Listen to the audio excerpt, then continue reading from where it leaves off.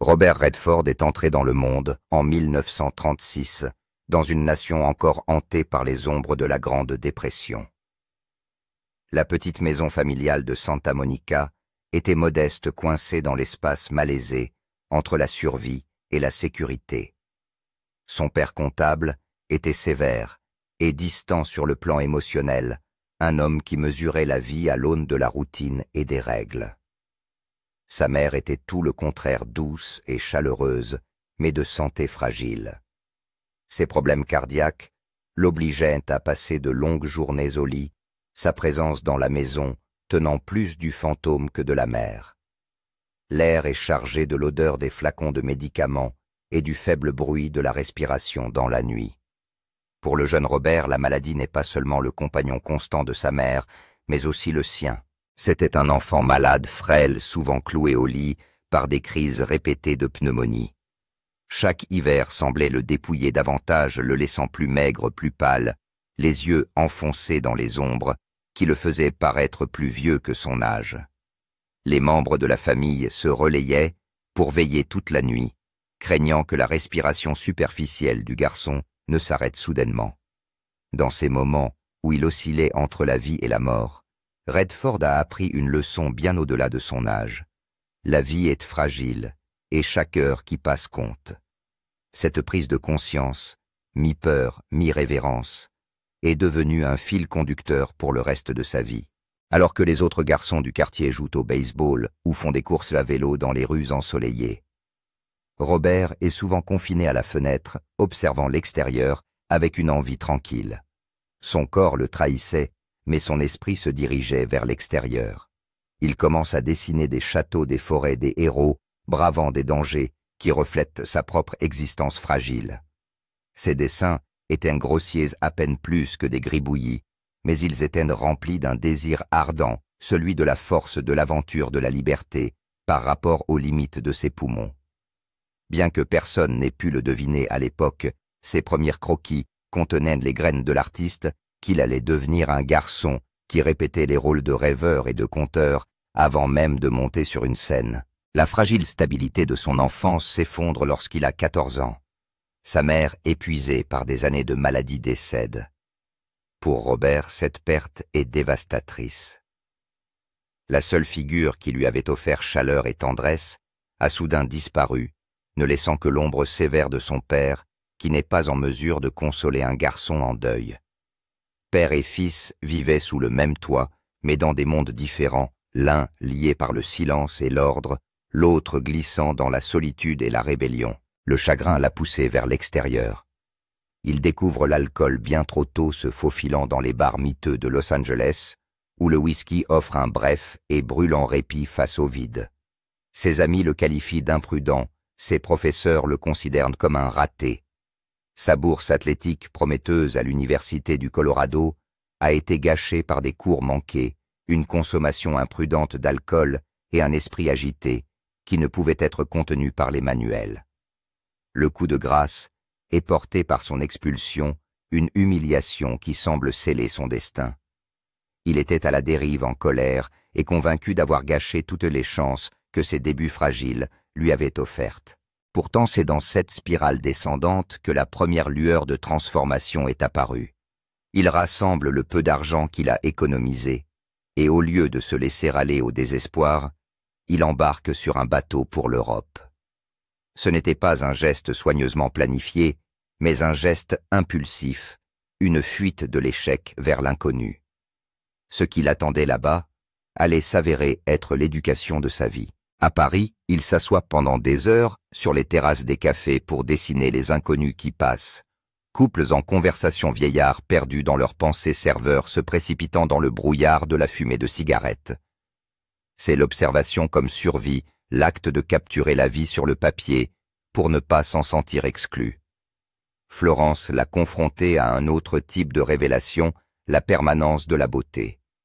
Devant les peintures de la Renaissance, il a ressenti une sorte d'émerveillement, réalisant que l'art pouvait transcender à la fois la maladie et le temps, et qu'il était porteur de sens à travers les siècles. C'est à Londres que ces découvertes se rejoignent. Presque par hasard, il s'inscrit à un cours d'art dramatique. La première fois qu'il est monté sur une petite scène incarnant quelqu'un d'autre que lui-même, il a senti quelque chose s'enflammer. Le garçon maladif, le buveur, insouciant, le rêveur solitaire, tous se sont fondus dans le personnage qu'il jouait. En faisant semblant, il était tombé sur une vérité plus authentique que tout ce qu'il avait connu. Jusqu'alors, la représentation n'était pas une fuite, mais une révélation. À son retour en Amérique, il n'était plus le garçon qui avait fui par honte. L'Europe lui avait donné une palette de nouvelles couleurs. Discipline, imagination, sens des possibilités. Il emporte avec lui non seulement des croquis et des souvenirs, mais aussi la conviction tranquille qu'il a trouvé sa voie. Le métier d'acteur n'était plus une distraction. C'était une vocation. De retour en Amérique, Robert Redford n'est plus le jeune homme agité qui a trébuché à l'université et noyé son chagrin dans l'alcool. Il est revenu avec un sens de l'orientation, mais pas encore avec la stabilité. Le chemin vers le métier d'acteur était incertain, parsemé de déceptions, de rejets et de rappels constants que les rêves s'alignent rarement sur la réalité. Pourtant, les épreuves qu'il avait déjà endurées, la maladie, la perte et la piqûre de l'échec, lui avaient donné une résilience que d'autres n'avaient pas. Il s'inscrit à l'American Academy of Dramatic Arts de New York, survivant grâce à des petits boulots tout en affinant son art. La ville était impitoyable, un endroit où des milliers de personnes arrivaient avec des ambitions de Broadway ou de cinéma et disparaissaient tout aussi rapidement, mais Redford se comportait différemment. Il étudiait les gens de manière obsessionnelle, observant comment ils bougeaient, comment ils parlaient, comment ils révélaient leur peur sans le savoir. Jouer n'était pas faire semblant, c'était magnifier les vérités cachées dans les gestes ordinaires. Ses premiers rôles sont modestes, des petits rôles sur scène et à la télévision des aperçus d'une carrière plutôt que sa promesse. Pourtant, il y a quelque chose de magnétique en lui, quelque chose qui attire l'attention, même si ses répliques sont peu nombreuses. Peu à peu, les opportunités se multiplient. Au début des années 1960, il commence à apparaître dans des films, d'abord dans des rôles où il incarne le bel outsider, le rebelle tranquille, l'homme que le public ne peut ignorer, même lorsque l'histoire semble déterminée à le maintenir dans les marges. La percée s'est produite lorsque ces marges n'ont plus pu le contenir. En 1969, aux côtés de Paul Newman, il joue dans Butch Cassidy et le Kid de Sundance. Le film est plus qu'un succès, c'est un phénomène. Le charme de Redford, sa combinaison d'aisance enfantine et de gravité tacite, en font une icône du jour au lendemain. Hollywood, toujours en quête de stars, a trouvé en lui quelque chose d'inhabituel, un homme dont l'apparence dorée portait les ombres des difficultés. Il n'était pas seulement beau, il était crédible. Le public a senti la vie sous la performance, l'authenticité sculptée par la maladie, le chagrin et la survie. La célébrité n'a pas tardé à suivre. Au cours des années 1970, Redford est devenu l'un des visages les plus marquants du cinéma américain. Des films comme L'Arnaque, Le Candidat et Tous les hommes du président l'ont consacré non seulement comme une star, mais aussi comme la voix de sa génération. Il a joué des hommes de conviction, des hommes luttant contre la corruption, la vérité et l'identité. Pour beaucoup, il ne se contentait pas de jouer, il incarnait la conscience inquiète de l'Amérique elle-même. Mais la célébrité ne l'a jamais pleinement satisfait. Il se méfiait des rouages d'Hollywood, de sa soif de profit, au détriment de l'art, de sa tendance à consommer et à rejeter le talent. Les souvenirs de l'observation des peintures de la Renaissance à Florence ou des croquis d'inconnus dans les cafés de Paris sont toujours présents en lui. L'art, pensait-il, ne devrait pas être dicté par les forces du marché.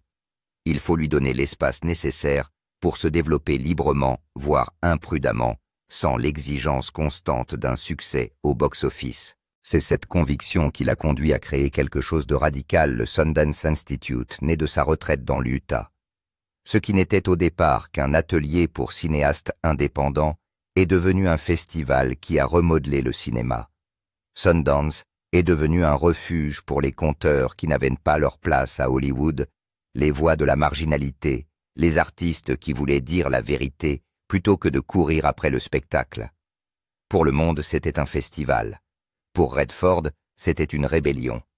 Il avait fait de sa célébrité une arme contre le système même qui l'avait élevé. Dans le même temps, son activisme s'est étendu au-delà du cinéma. Il est devenu un ardent défenseur de la protection de l'environnement bien avant que cela ne soit à la mode. Les montagnes, les rivières, les forêts ne sont pas pour lui des toiles de fond, mais des espaces sacrés fragiles et dignes d'être défendus. Les maladies de son enfance lui avaient appris la valeur du souffle. Aujourd'hui, il se bat pour préserver le souffle du monde, la nature sauvage, qui donne vie aux générations futures. Dans les années 1980 et 1990, Robert Redford n'est plus seulement un acteur.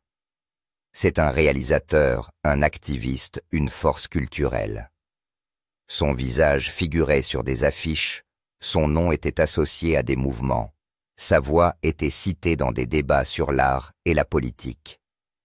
Il était passé du garçon fragile de Santa Monica à l'une des figures les plus influentes de son époque.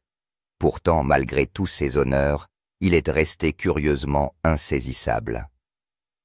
Il s'adonnait rarement aux fastes d'Hollywood et se retirait souvent dans sa maison de montagne dans l'Utah, un endroit où il pouvait peindre, écrire et vivre tranquillement au milieu des arbres. C'est dans cette maison calme, isolée et remplie de la présence de son énigmatique propriétaire que s'ouvrira le dernier chapitre de sa légende. À première vue, la maison est un sanctuaire de bois et de verre construit pour se fondre dans le paysage plutôt que de le dominer. Pour les visiteurs, elle semblait paisible, presque monacale. Mais après le décès de Redford, lorsque des agents fédéraux sont entrés dans ces pièces, le sanctuaire s'est révélé bien plus complexe. Derrière les étagères, soigneusement empilées, et les murs rustiques, il y avait quelque chose d'autre. Un secret qui allait faire de l'homme autrefois considéré comme l'idéal doré d'Hollywood, le centre d'un mystère que personne n'aurait pu imaginer. Après la mort de Redford, sa maison de montagne à Sundance a attiré l'arrivée discrète d'agents fédéraux. Il n'y a pas eu de spectacle, pas de lumière clignotante, ni de foule de journalistes. Le monde était encore en train de s'éveiller à la nouvelle de son décès lorsque des voitures sombres roulèrent sur le chemin de terre, leur présence étant engloutie par les pins. Les voisins ont dit avoir vu des hommes en costume simple, des hommes qui semblaient sortir de l'ombre, leur visage étant indéchiffrable. Pour eux, il s'agissait peut-être d'une opération de sécurité de routine, d'un balayage formel, visant à s'assurer que rien de précieux n'avait été laissé derrière soi. Mais ceux qui ont observé attentivement ont senti quelque chose de plus lourd dans l'air, quelque chose d'inhabituel dans la façon dont les agents se sont déplacés dans la propriété. La maison elle-même ne laisse rien présager au premier coup d'œil. Construite en bois et en verre, elle se fond dans le paysage, une retraite conçue davantage pour la solitude que pour le spectacle. Les pièces portaient le poids d'une vie consacrée à l'art-livre, empilées sur les tables croquis épinglés, aux murs bobines, de films rangés dans les coins comme de vieux amis. Mais au fur et à mesure que les recherches se poursuivaient, que les tiroirs étaient ouverts et les placards inspectés, le rythme changeait. Quelque part au fond de la maison, derrière l'ordre tranquille des étagères et des poutres, une découverte a été faite. Tout a commencé par un bruit, un léger craquement, lorsqu'une main a effleuré une vieille bibliothèque dans la bibliothèque. Au début, cela semblait banal, le genre de bizarrerie que n'importe quelle vieille maison peut contenir. Puis vint le changement, le mouvement subtil du bois contre des charnières cachées. Un joint est apparu dans le mur, une ligne là où il ne devrait pas y en avoir.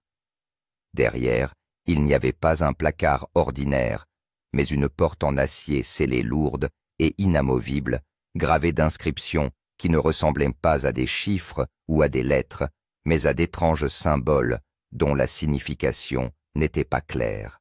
Pendant des heures, les agents se sont efforcés de l'ouvrir.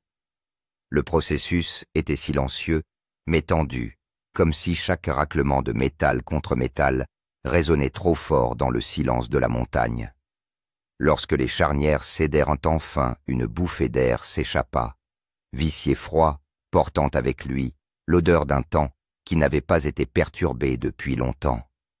Des lampes de poche percèrent l'obscurité, éclairant la chambre à l'extérieur. À cet instant, la pièce elle-même semblait résister à l'intrusion, comme si elle attendait depuis des décennies, intacte, gardant le silence. L'intérieur n'était pas un espace de stockage ordinaire. Tout portait la marque d'une intention. Des armoires se dressaient le long des murs, leurs tiroirs verrouillés et étiquetés, selon un code que personne ne reconnaissait.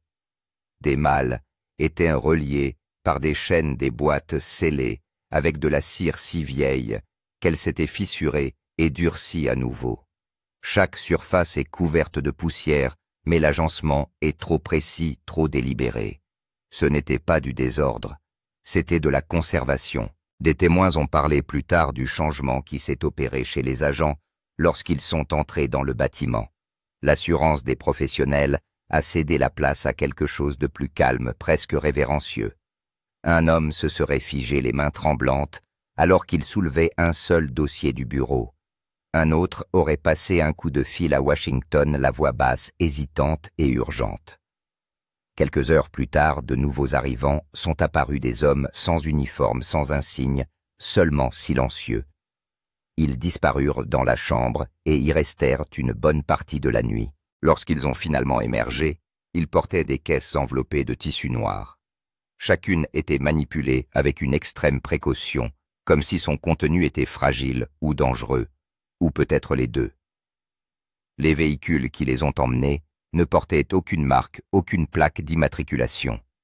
À l'aube, ils étaient partis, ne laissant que la maison désormais vidée de son plus grand secret, se dressant silencieusement contre le flanc de la montagne. Aucune déclaration n'a jamais été publiée. Le FBI s'est refusé à tout commentaire. La famille est restée silencieuse, et le manoir lui-même a été fermé. Ses fenêtres sont restées sombres. Mais le silence dans cette affaire n'a pas atténué la curiosité. Il l'a amplifiée. L'absence de réponse est devenue un terrain propice aux théories, toutes plus dramatiques les unes que les autres. Certains ont chuchoté que Redford avait caché un film qui n'avait jamais été destiné au public, des bobines qui capturaient des événements trop explosifs pour être révélés. D'autres ont insisté sur le fait qu'il avait tenu un registre de noms, hommes politiques, acteurs magnats, dont les secrets briseraient des empires s'ils étaient dévoilés. Quelques-uns ont affirmé que la chambre contenait des transcriptions de conversations avec des présidents des accords conclus dans l'ombre qui allaient réécrire l'histoire de la nation.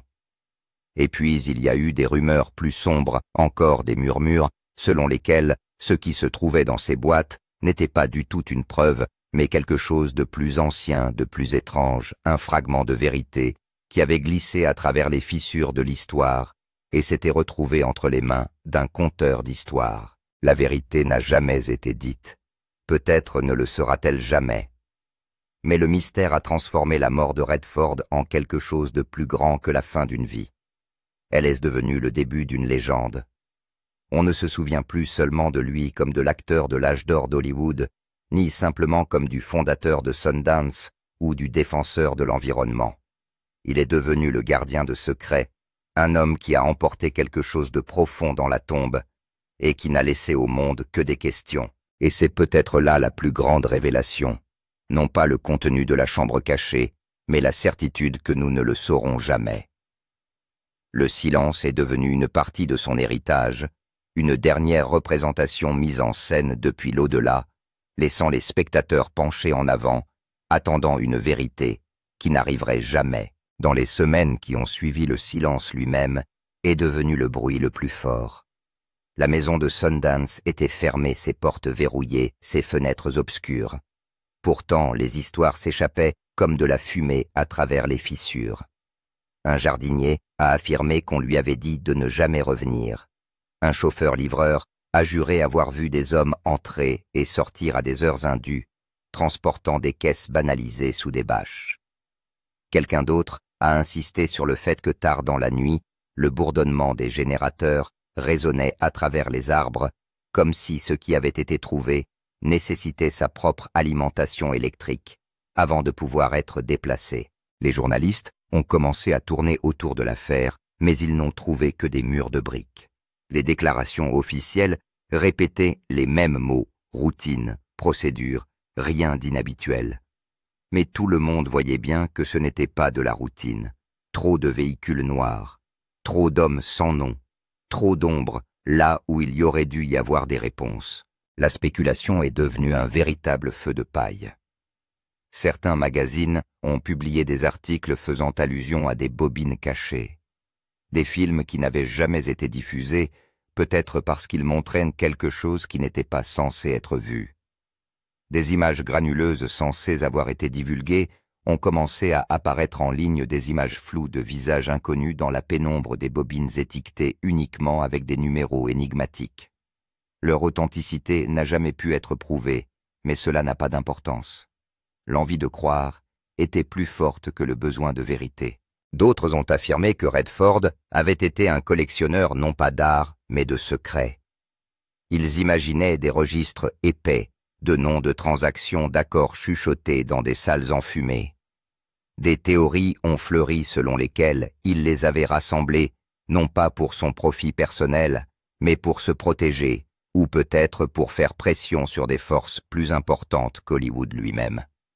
Certains ont même suggéré que la chambre n'était pas de son fait, qu'elle se trouvait dans la maison avant lui, et qu'il avait simplement hérité de son fardeau. Certains ont transformé le mystère en mythe.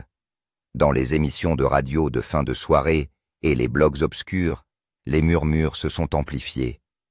Peut-être Redford s'était-il vu confier quelque chose de plus vieux que le cinéma, de plus vieux que la politique. Quelque chose d'éthéré au cours de ses pérégrinations en Europe cachée, pendant des décennies sous son sanctuaire américain. Dans ces histoires, les caisses noires transportées de nuit n'étaient pas remplies de celluloïdes ou de papier, mais de reliques, des objets dont la signification avait été oubliée ou dissimulée, enfermée, parce que la vérité qu'ils contenaient était trop dangereuse pour être révélée. Les théories se multiplient, car rien ne les contredit. Le FBI n'a rien dit, la famille n'a rien dit, la maison n'a rien dit. Et le silence est une toile sur laquelle l'imagination peint sans limite. Les artistes ont commencé à réagir à leur manière. Les peintres ont créé des images oniriques de portes verrouillées et de silhouettes en ombre chinoise. Les cinéastes ont chuchoté des scénarios inspirés par La chambre de Redford. Les musiciens ont écrit des ballades sur les secrets enfouis dans les montagnes. Le mystère lui-même devint une sorte d'art, un dernier festival de Sundance auquel personne ne pouvait assister, mais que tout le monde pouvait imaginer. Les hommes politiques ont eux aussi été sollicités. Un sénateur qui avait déjà assisté au festival de Redford a été acculé par les journalistes. Il a souri de toutes ses dents, a secoué la tête et s'est éloigné sans faire de commentaires. Un ancien président, à qui l'on demandait s'il avait déjà parlé d'histoire avec Redford, a donné une réponse si soigneusement neutre qu'elle n'a fait qu'alimenter d'autres questions. Même ceux qui l'avaient en le mieux connu n'ont pas pu, ou n'ont pas voulu, combler le silence. Ses collègues se souviennent de son charme, de son dévouement, de sa farouche indépendance. Mais lorsqu'on les interrogeait sur ce qui avait pu se passer dans cette chambre, leurs visages devenaient réservés, leurs voix s'éteignaient. Certains semblaient savoir quelque chose, mais ne voulaient pas le dire. D'autres semblaient craindre d'émettre des hypothèses. Tuyệt mình sẽ viết tiếp một chương dài liên tục mở rộng phần mystery. Như bạn muốn nhiều lớp tin đồn phỏng vấn, gia đình phản ứng toàn cầu và dư âm huyền thoại. Văn phòng sẽ nửa báo chí, nửa tiểu thuyết giật gân, để vừa tạo cảm giác thật, vừa duy trì bí ẩn. En l'absence de faits, l'imagination a comblé le vide. Ce qui n'était au départ qu'un murmure dans l'Utah s'est rapidement propagé à travers les continents, relayé par les médias, les blogueurs et les chaînes de télévision de fin de soirée. Les titres promettaient des révélations qui n'arrivaient jamais. Qu'a trouvé le FBI dans la maison de Redford? La chambre cachée de Sundance. Le dernier secret d'Hollywood. Chaque article recyclait les mêmes fragments, chaque journaliste répétait les mêmes démentis. Mais l'absence de réponse n'a fait qu'aiguiser l'appétit. Des journalistes ont campé à proximité de la propriété, braquant leurs objectifs sur les fenêtres fermées. Une voisine acculée par les caméras a affirmé avoir vu une caisse si lourde qu'il a fallu 4 hommes pour la déplacer. Un ancien employé de Sundance a suggéré que la maison elle-même avait été conçue autour de la chambre cachée, que Redford avait toujours su qu'elle était là en attente. Rien de tout cela n'a pu être prouvé, mais cela n'a guère d'importance. Le soupçon, après tout, est sa propre forme de vérité. Hollywood réagit avec un mélange de fascination et d'inquiétude. Des réalisateurs qui avaient déjà arpenté les scènes des festivals ont évoqué leurs rencontres avec Redford à voix basse, laissant entendre qu'il était porteur d'un sérieux qui dépassait le cadre du cinéma. Un acteur s'est souvenu d'une soirée des années 1980 au cours de laquelle Redford a brusquement mis fin à une conversation après une remarque désinvolte sur les archives secrètes du gouvernement. « Il a ri », a déclaré l'acteur, mais ce n'était pas un vrai rire. C'était le genre de rire qui cache quelque chose. Les cercles politiques n'étaient pas moins agités. Une source anonyme a affirmé qu'un document scellé dans l'hémicycle contenait les noms de sénateurs ayant participé à des réunions privées à Sundance où les discussions allaient bien au-delà du cinéma.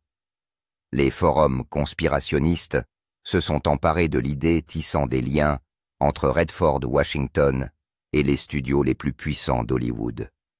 L'histoire ne portait plus sur ce qui avait été trouvé, mais sur ce qui pouvait être imaginé. Sur le plan international, la légende s'est encore élargie. À Paris, les journaux supposent que Redford a fait sortir clandestinement des manuscrits interdits d'Europe pendant sa jeunesse.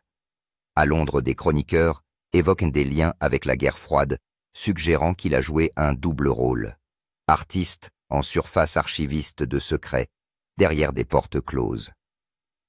À Tokyo, un critique de cinéma a suggéré que la chambre contenait des séquences de réalisateurs disparus, des films que l'on croyait perdus dans le temps, mais qui avaient été préservés par la main de Redford. Chaque théorie contredit la suivante, mais toutes prospèrent dans le terreau fertile du mystère. Viennent ensuite les soi-disant témoignages. Un machiniste à la retraite a affirmé qu'il avait un jour livré des boîtes scellées au manoir, avec pour consigne de ne jamais poser de questions. Un cousin éloigné a juré que Redford lui avait dit un jour « Il y a des vérités que l'on ne peut garder que dans l'obscurité ». Un ancien agent présumé a insisté sur le fait que ce qui a été pris dans la chambre n'était pas destiné à être vu par le public, pas dans cette vie.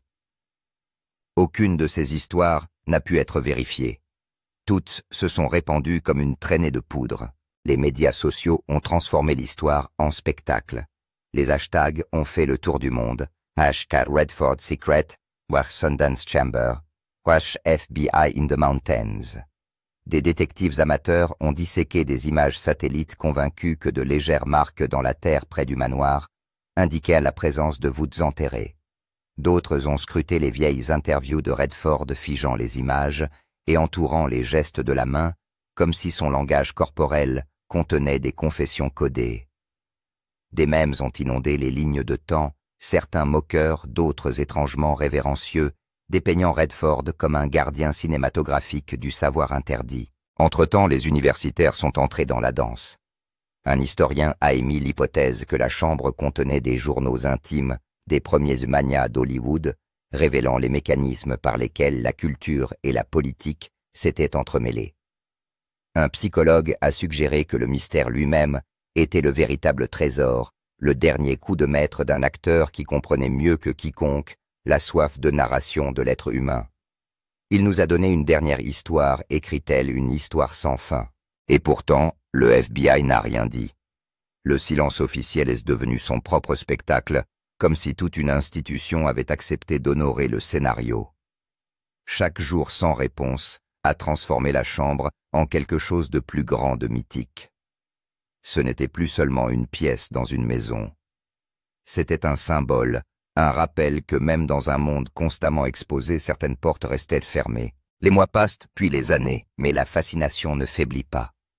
Des pèlerins se sont rendus à Sundance, se tenant aux portes comme s'ils attendaient une révélation. Certains ont laissé des lettres dans la clôture adressées à Redford, le remerciant pour le mystère. D'autres priaient à haute voix, convaincus que la chambre ne contenait pas de preuves, mais une prophétie.